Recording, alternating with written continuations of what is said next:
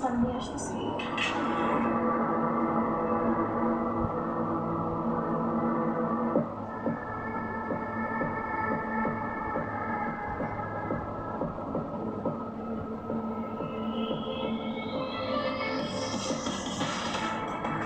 আপনি স্যার নেবেন কিসের? ব্যাগটা কি সামনে নেই?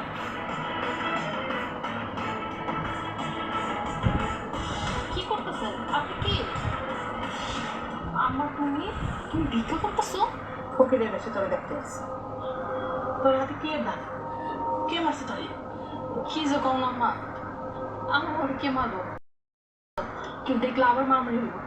আমি তোর মা, তুই আমার কাছে লুকাইতে পারবি না।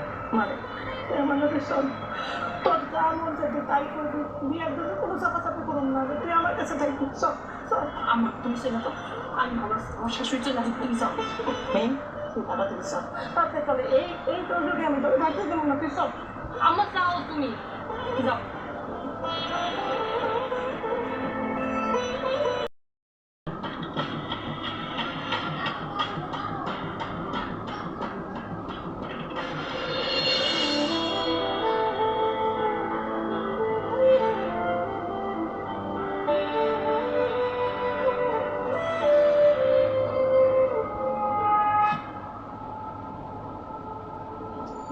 চিনছস কাটা?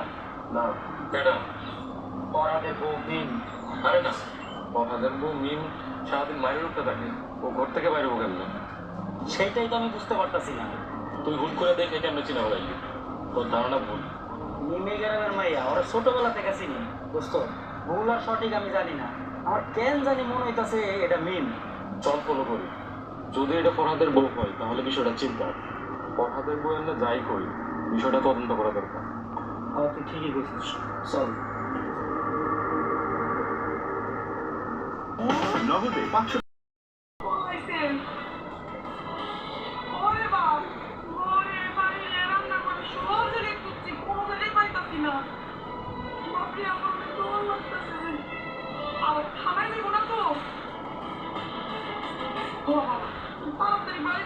আমি তোর বাপরে কল দিতেছি।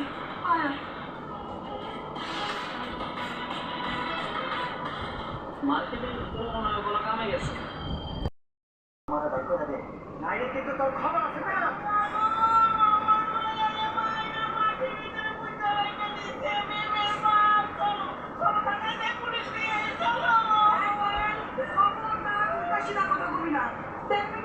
ওরা ঘরের মধ্যে মারিয়ে লুকায় রেখে না জানার ভান করতেছে, সব নাটক করতেছে।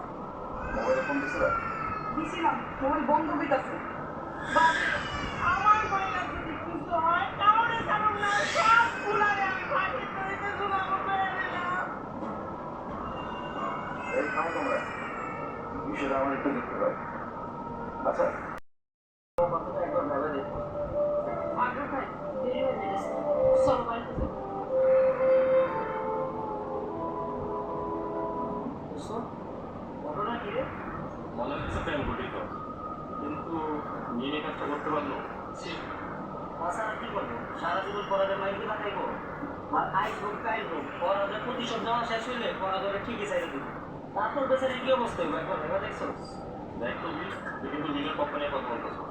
তুই ভুলে যাস না ফরহাদ আমাদের ছোটবেলা বন্ধু। আচ্ছা যাই হোক, এখন কি করবি? চল, অনেক গরম